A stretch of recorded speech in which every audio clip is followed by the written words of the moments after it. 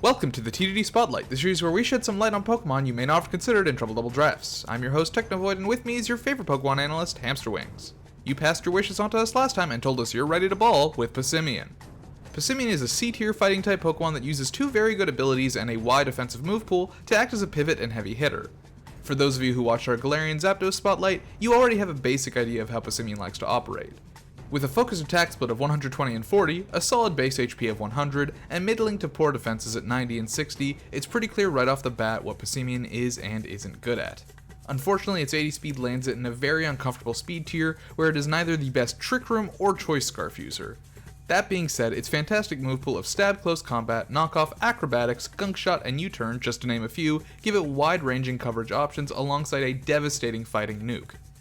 Due to its very solid niche but reliance on support and choice items, Passimian relies on a lot of risk and reward playing around the enemy's top threats and making sure you don't lock yourself into a suboptimal move at the wrong time.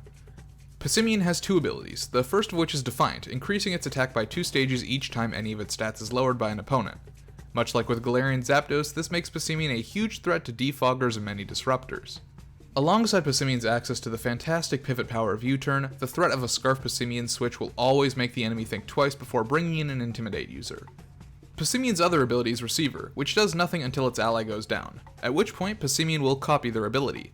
While this ability is far less reliable than Defiant, it also has incredible potential with the right team comp and can make the Rugby Monkey a lot more unpredictable than it would normally be.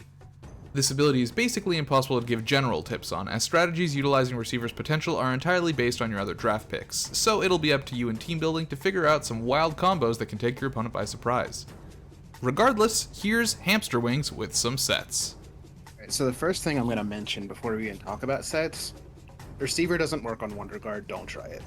Moving on. Here's the first set, and this is like the most common set that Passimian would ever run. It's just Defiant Choice Scarf. You could run Band, of course. It's prep dependent.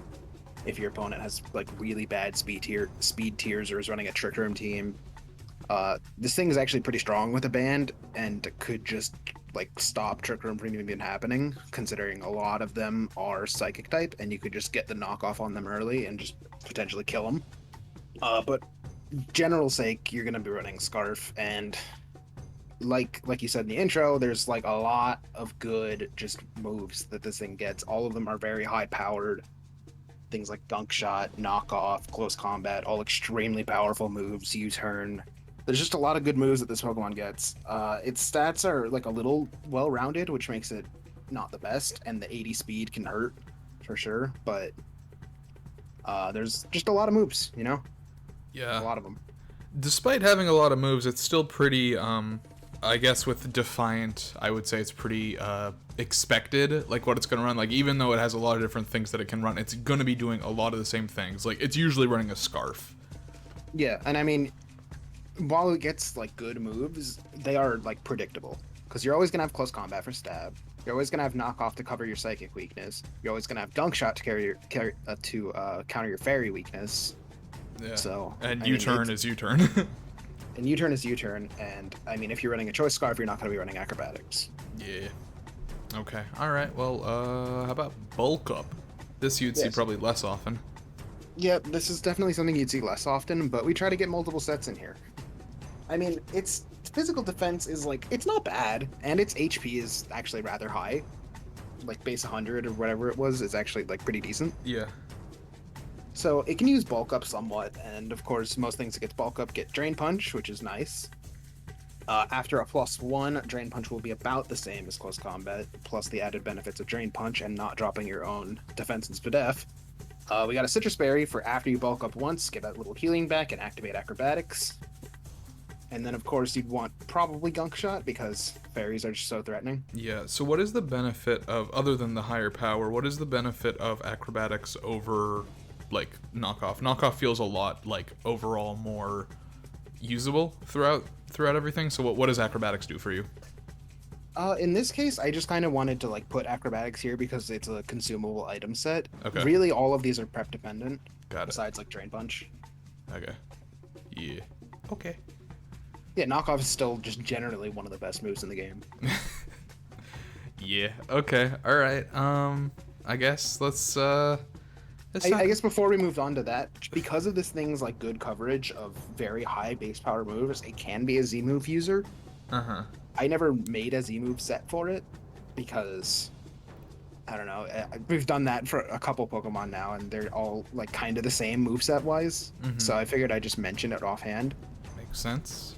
Okay. All right. And finally moving out of Defiant into Receiver. Yeah. Okay. This set is like awful. Don't use this. But This is less of a set that you should use and more of a thought experiment, I guess. yeah, dude. It's like you take one hit and you go down to your focus sash, but then as you're going down to your focus sash, you electro web them so that they're slower, and then you endeavor them. Yep. Don't use this. So why is Receiver here? I don't know, because like the attack on this set doesn't really matter. Defiance. I guess so. So Like the main thing that you're gonna want to think about with Receiver, I didn't make any sets that are like specifically for Receiver because it's so prep dependent on your own team. It's so dependent on your own team and what. Like you have to look at your team and be like, which one of these abilities that I have would work for Passimian really well. It's like, what does Passimian pair well with? Okay, well, anything with a good ability. Yeah. Like, do you want to pair this with like a Superior and just become unkillable with close combat? Sure, you can do that, just to get your contrary close combats. Get some huge power from Azumarill. Yeah, if anything, if you're running contrary, you'd probably actually want to swap on superpower over close combat. Oh yeah, true. You could get a Beast Boost, would be relatively easy to get. It pairs well with anything that has Memento that has a good ability. Mm-hmm. Or Healing Wish. Anything like that. Yeah.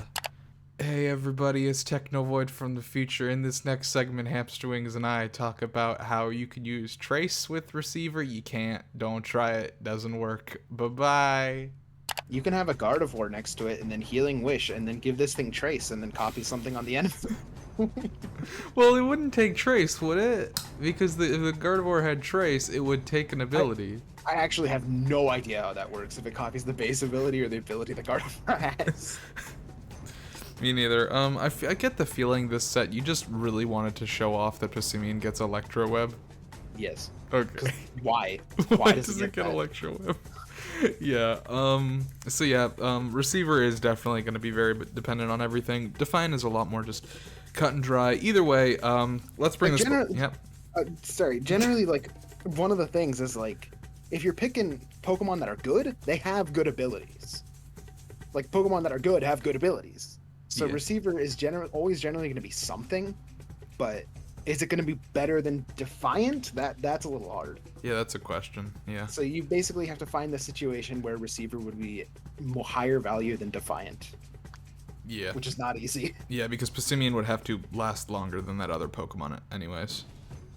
Yep. Alright, well, let's bring in this spotlight down for a touchdown. Passimian uses its solid stat spread and wealth of physical moves to threaten the opponent as an offensive pivot. Its main drawback is its speed tier, as we mentioned, which requires it to choose between choice items and plan out its path of attack accordingly. With one very reliable ability that threatens a huge subset of disruptors, and one incredibly unpredictable ability that has really great mix-up potential in a draft format, Passimian does what it wants to do effectively without becoming entirely two-dimensional. Defiant and U-Turn allow Passimian to synergize very well with other physical wall breakers, especially those that deal with flying and psychic types, which are somewhat of a problem for the Primate.